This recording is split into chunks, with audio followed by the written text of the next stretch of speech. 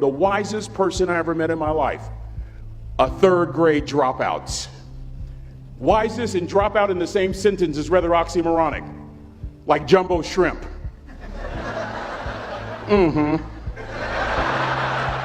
Like fun run, ain't nothing fun about it. Like Microsoft Works, y'all don't hear me. I used to say like country music, but I've lived in Texas so long, I love country music now. I hunt, I fish, I have cowboy boots and cowboy. Y'all, I'm a black neck redneck. Do you hear what I'm saying to you? No longer oxymoronic for me to say country music. And it's not oxymoronic for me to say third grade and dropout. That third grade dropout, the wisest person I ever met in my life, who taught me to combine knowledge and wisdom to make an impact, was my father. A simple cook. Wisest man I ever met in my life. Just a simple cook. Left school in the third grade to help out on the family farm, but just because he left school doesn't mean his education stopped. Mark Twain once said, "I've never allowed my schooling to get in the way of my education." My father taught himself how to read, taught himself how to write, decided in the midst of Jim Crowism, as America was breathing the last gasp of the Civil War, my father decided he was going to stand and be a man. Not a black man, not a brown man, not a white man, but a man. He literally challenged himself to be the best that he could all the days of his life. I have 4 degrees. My brother is a judge. We're not the smartest ones in our family. It's a third grade dropout daddy.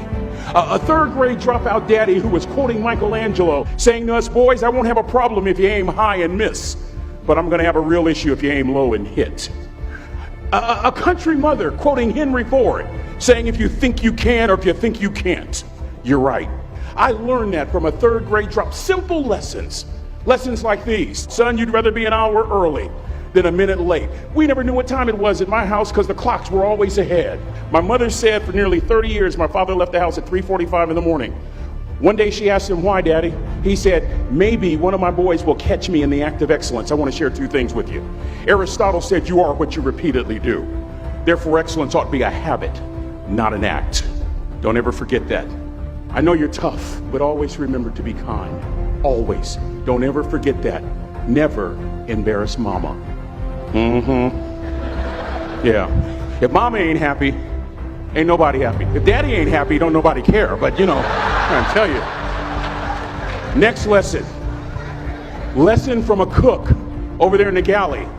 Son, make sure your servant's towel is bigger than your ego. Ego is the anesthesia that deadens the pain of stupidity. Y'all might have a relative in mind you want to send that to. Let me say it again.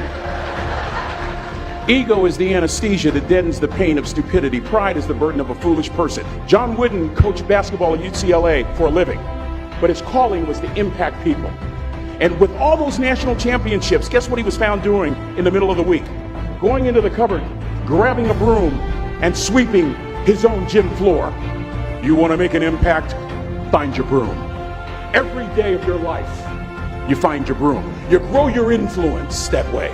That way you're attracting people so that you can impact them. Final lesson. Son, if you're going to do a job, do it right.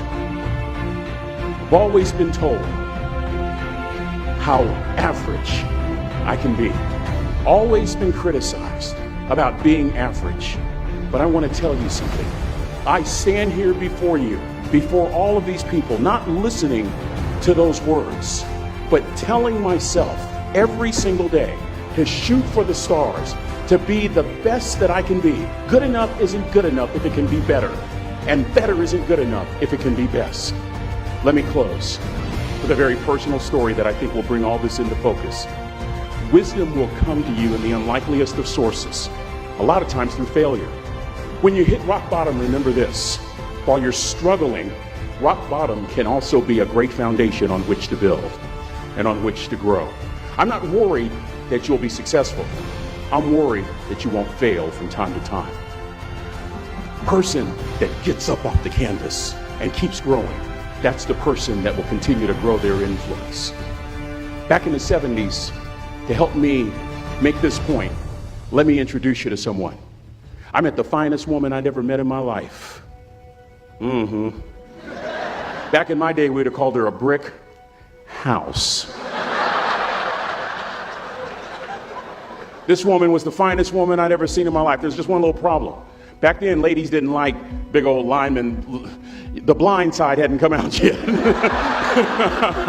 They like quarterbacks and running backs. We're at this dance, and I find out her name is Trina Williams from Lompoc, California. And we're all dancing, and we're just excited. And I decide in the middle of dancing with her that I would ask her for her phone number. Trina was the first one. Trina was the only woman in college who gave me her real telephone number. The next day, we walked to Baskin & Robbins ice cream parlor. My friends couldn't believe it. This has been 40 years ago, and my friends still can't believe it. We go on a second date, and a third date, and a fourth date. We drive from Chico to Vallejo so that she could meet my parents. My father meets her. My daddy, my hero, he meets her, pulls me to the side and says, "Is she psycho?" But anyway, we go together for a year, 2 years, 3 years, 4 years. By now, Trina's a senior in college. I'm still a freshman, but I'm working some things out. I'm so glad I graduated in 4 terms. Nixon, Ford, Carter, Reagan. So now it's time to propose. So I talk to her girlfriends, and it's California, it's in the 70s, so it has to be outside. You have to have a candle, and you have to have, some chocolate. Listen, I'm from the hood. I had a bottle of Boone's Farm wine. That's what I had. She said yes. That was the key. I married the most beautiful woman I'd ever seen in my life. Y'all ever been to a wedding, and even before the wedding starts, you hear this? How in the world? And it was coming from my side of the family.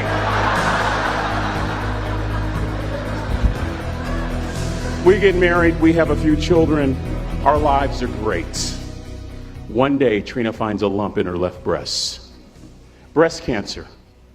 6 years after that diagnosis, me and my 2 little boys walked up to Mommy's casket. And for 2 years, my heart didn't beat. If it wasn't for my faith in God, I wouldn't be standing here today. If it wasn't for those 2 little boys, there would have been no reason for which to go on. I was completely lost.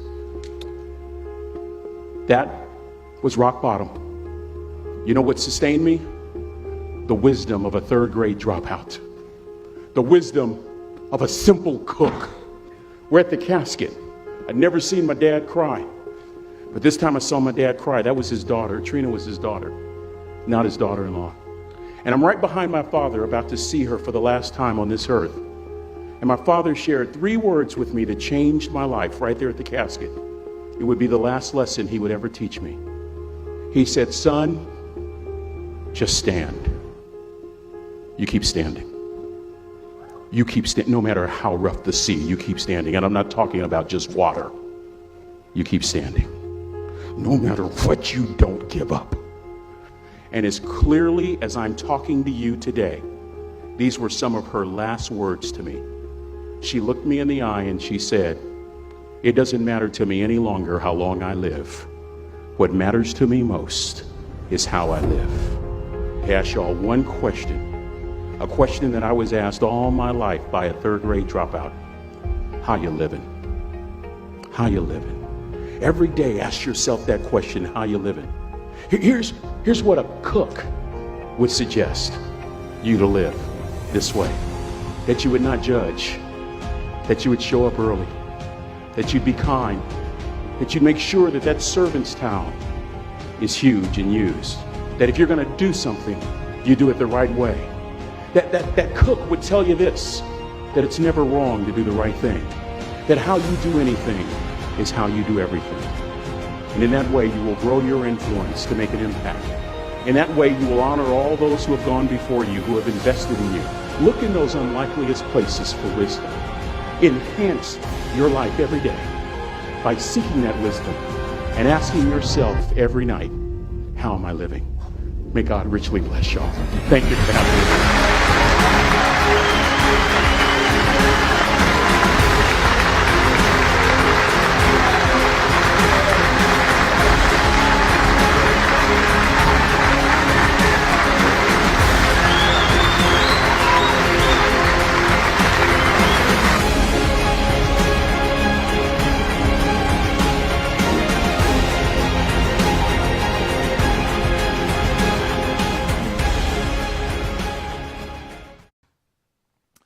evening, everyone. I'm Mike Dutra, and this is our Blackstone Valley. Tonight, a couple things I'd like to talk about with you privately. What's going on in town? Why are people so afraid of change? If you live in Massachusetts, and you live in Northbridge, and you want to act like you live in some backwoods town in Alabama, I have some very serious questions for you. Are you aware it's 2018? Are you aware that Meghan Markle is a princess and she's just human? She's everything. Do you understand the challenges we face in town have so much to do with race and gender? Locally, nationally, are you willing to be part of the conversation? Sitting at home and saying, not in my backyard, there isn't any racism here, is a huge part of the problem. You need to consider the following. What are you doing to make a difference? What does your family talk about at the dinner table? Are you more worried about talking about the president or the past presidents than you are talking about how a child's day was or if they got lunch? These are things we need to talk about. More than that, what I'd like to share with you now is a simple proposition. Not one more vote, not one more bomb drops, not one more decision. Not until every child is fed, every woman is safe, everyone has a roof over their head. And then we can get right back to dropping bombs on each other. But first, can we stop acting like we live in a cave? Can we take a moment and reflect on the idea that we are a lifetime away, perhaps, from being an interplanetary species like Stephen Hawking talks about? Are you aware that our children, I'm 38 years old, I firmly believe my son's going to get off this planet. I talk with him about that stuff all the time. What are you talking with your kids about? Are you talking with them about the bullies in school and what they say to kids that are developmentally delayed or kids that experience emotional disturbances? Or are you more worried about shaming your son into traditional gender roles and telling your daughter that she's not good at math because she's a girl? These are questions you got to ask yourself. Because if you think you're going to get anything from me other than what you've been getting, I promise you, you're going to be really disappointed because it's only going to get worse from here. We need to stop giving deadbeat dad answers for our children. I have 3 children, 2 different baby mothers. I often joke with my children and say, one of you is the mansion, one of you is the yacht, and one of you is the trip around the world once a year. Because that's what it costs to raise a family in this modern economy. And for a single woman out there doing it on her own with a deadbeat dad on the other side of the equation, we should worship these women. We should take care of them and their children, not shame them and tell them having a child is wrong and explain to them that the responsibilities begin and end with them and it's not their body if they don't want to have the baby, but the moment that baby comes out, the man doesn't have to do anything. He can just move to Florida and completely get washed away of responsibility. I want you to think about these things. Lastly, consider the following. You're going to die someday. When you do, people are going to talk about your life. Not about you going to some puffy cloud in the sky. They're going to talk about the things you did, the things you wish you did, the people you loved, the people that loved you. If you're not thinking about those things every single day, you're going to be very sad when your time comes. You need to get focused on more important stuff. We'll be right back. What is evil? Traditional conceptions of evil focus on the utter monstrosity of evil actions, the complete awe and unthinkability of horror.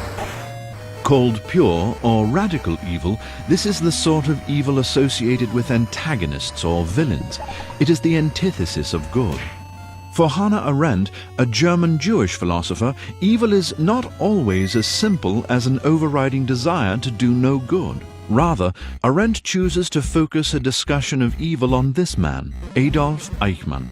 Put on trial for numerous horrors, Eichmann was found guilty of crimes against humanity, especially against the Jewish people, for overseeing the trains that transported people to Nazi death camps. On May 31, 1962, he was hanged. Arendt traveled to Jerusalem to cover the Eichmann trial. She expected to encounter a cold, calculating monster, a man who reveled in his malicious deeds. Instead, what she found was something far more shocking. Eichmann was an altogether innocuous and seemingly normal little man. In some sense, he was a cliché, a stereotypical bureaucrat, a sort of sleepwalker in life, a person who refused to comprehend the weight of his crimes. Eichmann wasn't afflicted with an overriding sense of maliciousness. Instead, what Arendt found was a man that was thoughtless, that never stopped to put himself in someone else's shoes, that refused to think from another's perspective.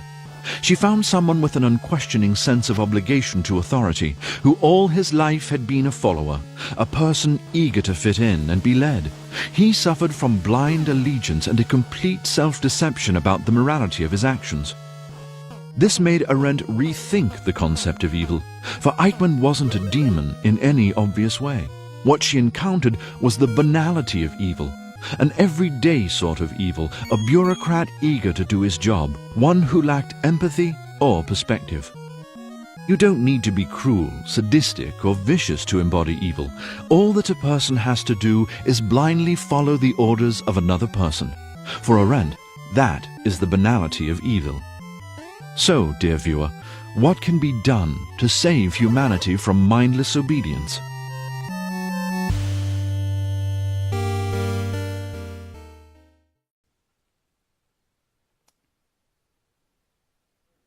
Good evening, everyone, and welcome back. I'm Mike Dutra, and this is our Blackstone Valley. I'm going to talk next with you about the peculiarities of the Confederate Yankees, a great write-up that one of my friends turned me on to that couples against something I've talked with you about before called fake patriotism. It's an idea that if you are someone who's very, not just President Trump, but someone who's fervently patriotic and hates illegals or Islam, but more importantly, you're really much more likely to just be a white man over the age of 40 who's struggling financially. These are the questions we got to start asking ourselves.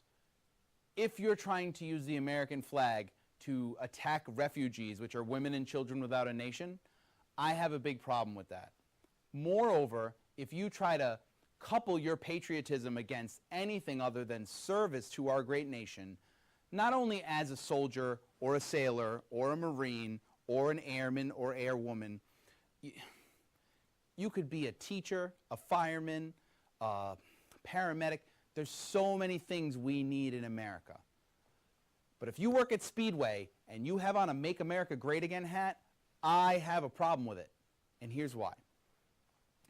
Patriotism, the whole idea of nationalism, stems back to the citizen soldier. People that are fiercely patriotic about their country are people willing to fight and die for that country. And if I'm talking to you right now and you're a veteran or you've ever served or you tried to serve and you were turned away, or you're a teacher or a fireman or someone who serves society, a garbage man, I am not talking about you. If you are someone who lives off of society in any way, if you are a recipient of any type of social service, you need to stop using the flag to hurt other people. If you are someone who just has a regular job or, God forbid, owns your own business, you need to stop attacking people that just want to live here and trying to shame them and saying terrible things about them. The world is moving faster every day. We're seeing more and more stories like the lawyer that tried to call ICE on that lovely young woman, ultimately being shamed out of existence. We see a lieutenant for the fire department being shamed out of existence, the fire department out of New York. More and more stories like this where people are being forced to live with the awful things they've said either in real life, on camera, or online. These are the things for you to think about. If you were more excited to see Donald Trump become president than you were Barack Obama, can you please ask yourself why? Barack Obama, to me, is the Jackie Robinson of American presidents.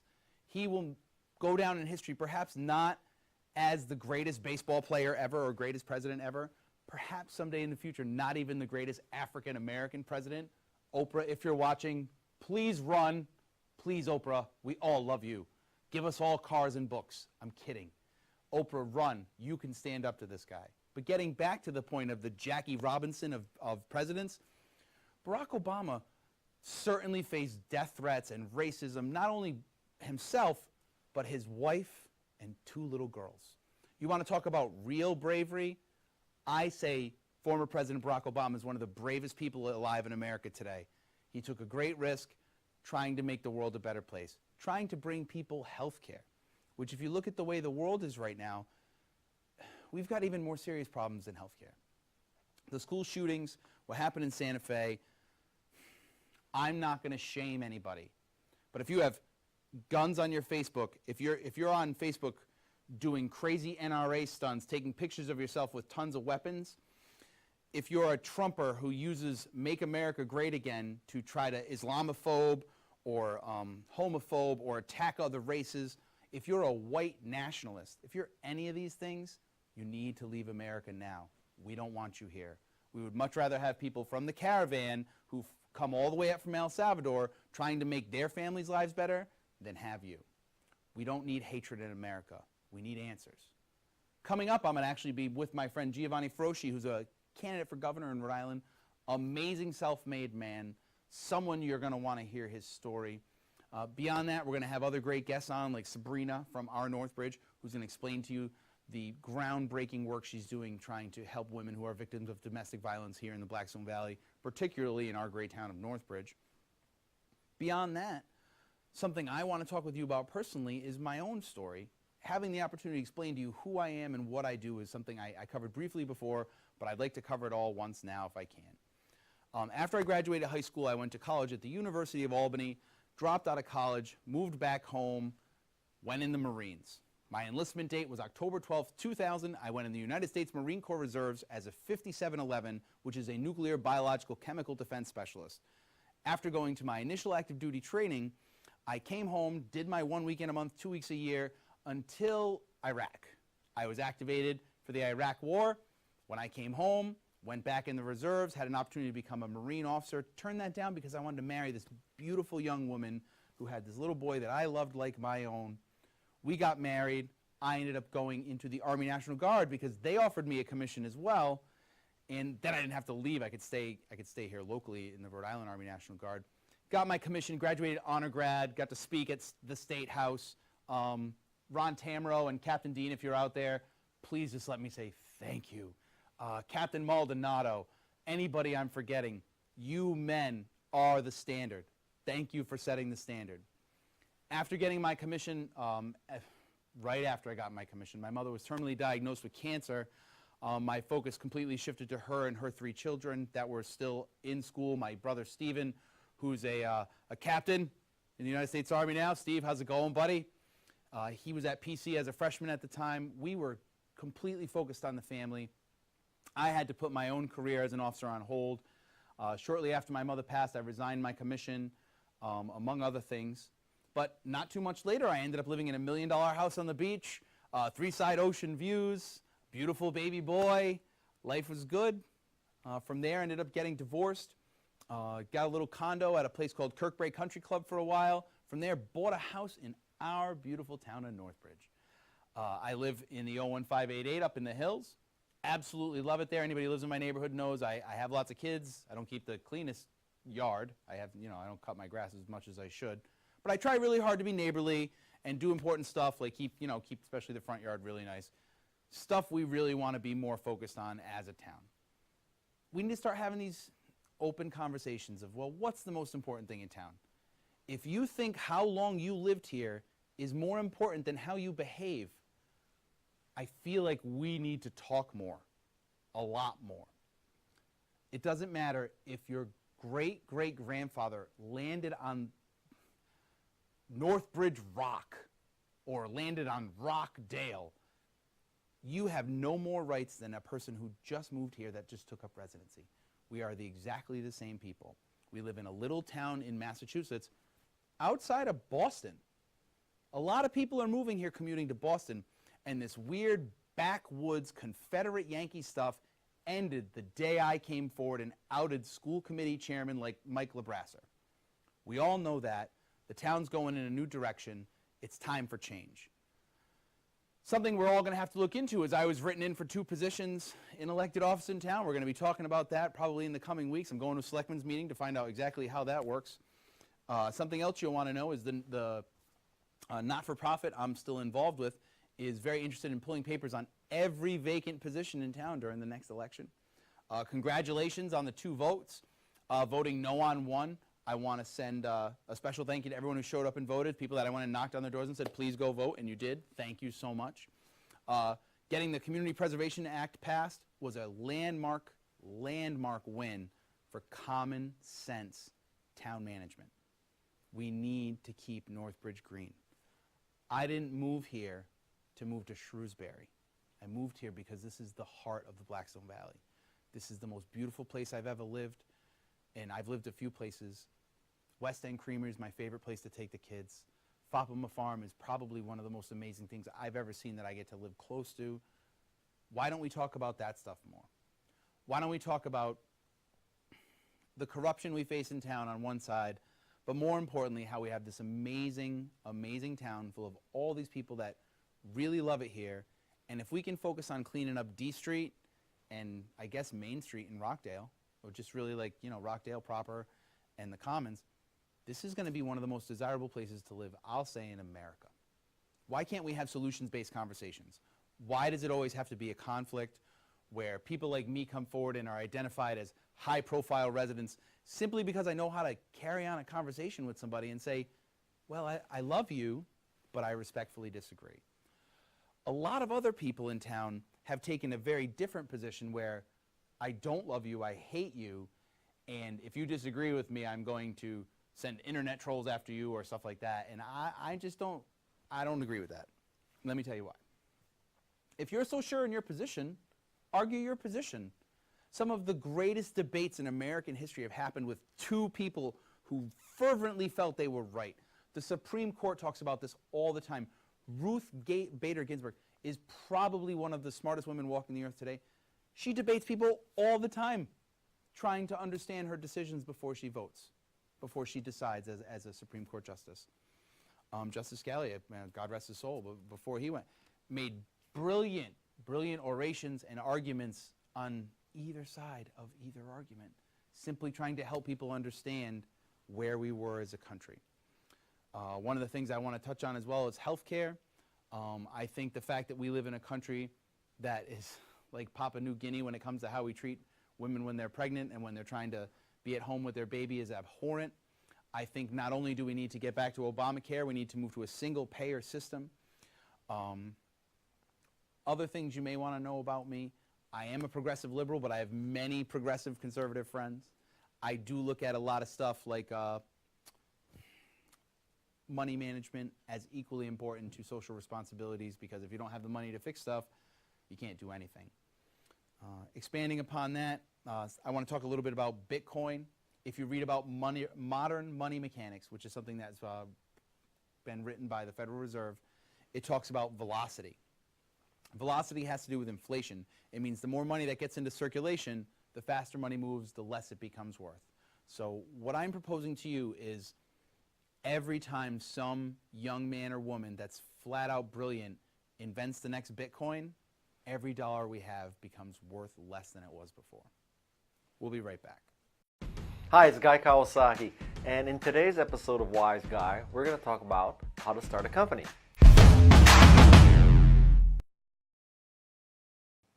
So the first thing you need to do when you start a company is not plan for this future where you control the world, where you're a Google or a Microsoft or an Apple. You ask very simple questions to start a company. Is there a better way? Isn't this interesting? I mean, think of Steve and Woz when they started Apple. They didn't have this plan for personal computers and iPhones, iPods, iPads, Apple stores. They asked a very simple question. Why is it that to use a personal computer, I have to work for a large company, a university, the government? Why can't I have a personal computer that is small and cheap and easy? And they started Apple.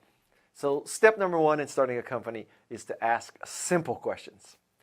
Step number 2 is to make an MVVP.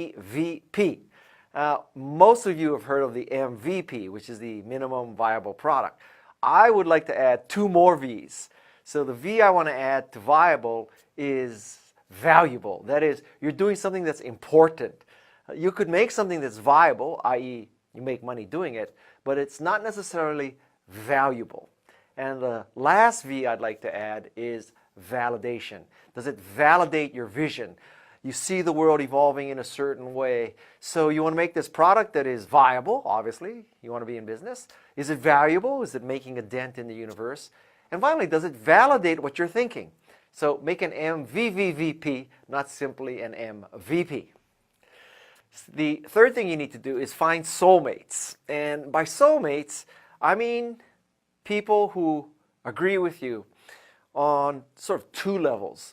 One level is that you have the same perspective, that for each person, this company is the meaning of their life, that they're going to dedicate their life to it. Or it's a part-time job, it's an experiment, it's a hobby. You need to be on the same place, because if somebody considers the company a hobby and somebody else considers it their life goal, there's going to be a lot of problems. And this is what I mean by soulmate, that you're on the same page, you're singing from the same sheet of music. Okay? The fourth thing is to define a business model. Now, your business model may change, it may go haywire, you may pivot, you may do all these kind of things, but at the start, you need some kind of rough approximation. Are you in the software business? Are you charging per hour? Are you in the service business? Are you a consulting business? Are you going to be in the advertising business where you need to get a large installed base and then you can advertise to them? Are you going to be the freemium model where you give away some stuff for free, but you charge your customers to use a different version? So you need to wrap your mind around some business model. Again, you'll probably change it, but you need to start somewhere. You can't just say, we'll worry about that later. You need to keep that going in your mind. Number 5 is I want you to weave a MAT, M-A-T-T. Now, when you start a company, it's really exciting. It's because everything is new and everything is fresh. New logo, new name, new domain, new website, new employees, new furniture, new office, new business model, new product. Everything is exciting. And when everything is exciting, I think you can lose priority. Like, what should you do first? So MAT, M-A-T-T, defines the 4 most important things. The M in MAT stands for milestones. Milestones are the most important things you need to accomplish. A milestone is something like finishing the product, making the first sale, collecting the first invoice. A milestone is something that you would call up your spouse, your significant other, and say, today we did this. So a milestone is not, today we ordered business cards. That's not a milestone. A milestone is shipping, selling, collecting money. That's the M. The A is you need to carefully delineate the assumptions in your company. How many sales calls can your sales force make? What percentage of unique visitors are going to actually buy something? So you need to come up with those assumptions, because you need a reality check, which comes in with the next letter, T, for test. So if you're making this assumption that 5% of the unique visitors who come to your website are going to buy your product, you need to test that assumption. I can tell you right now, you're wrong. 5% will not buy it. But when you develop these assumptions, then you have to test them. So that's the T. And the last T is tasks. These tasks are the things that you need to do to finish the milestone, come up with the assumptions, and then test the assumptions. So last priority is these tactical tasks, M-A-T-T.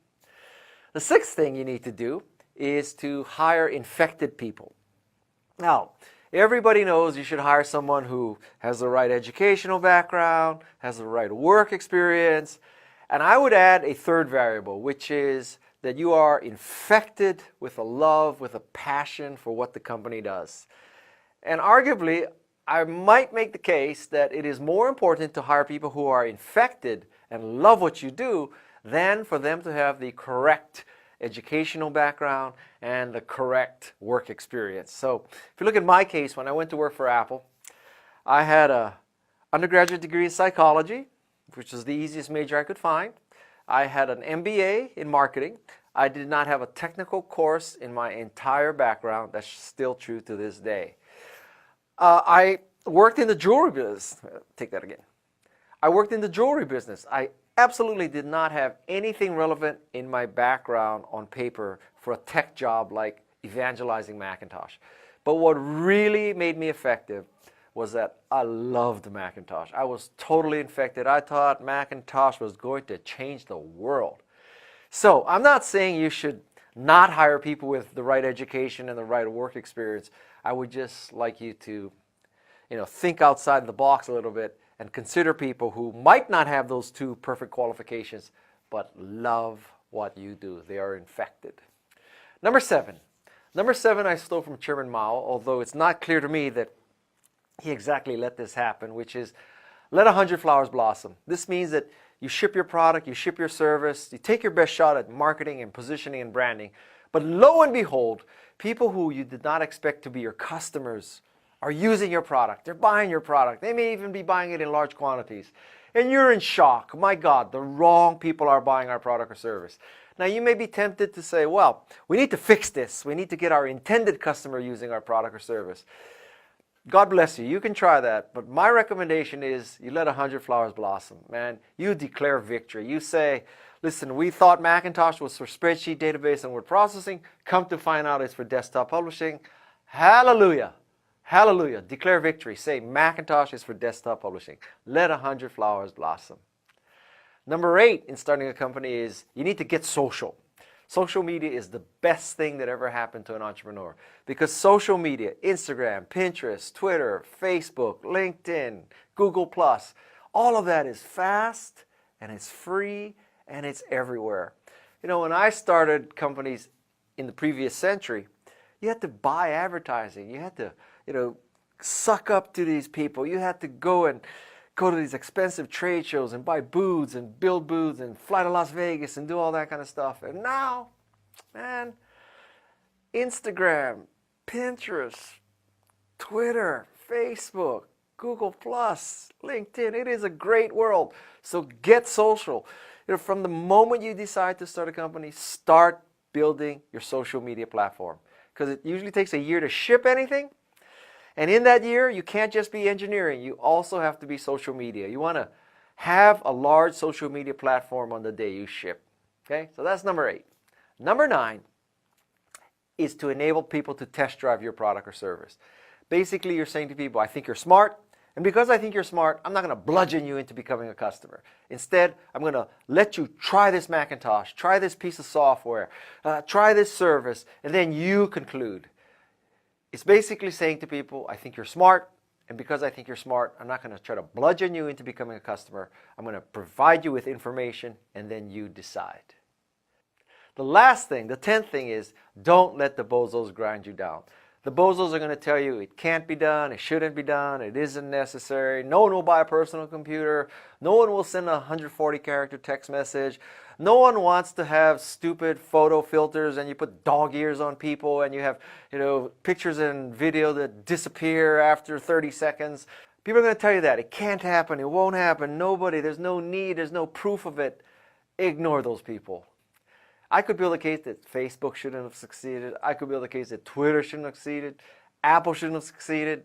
Basically, every computer success, every tech success, almost every company, you could build a case that it should not have succeeded. This doesn't mean that whenever someone tells you you'll fail, it means you'll succeed. But if someone tells you you'll fail and you believe them and never try, you'll never know. And that's the worst outcome of all. So that's my top 10 in how to start a company. Have at it.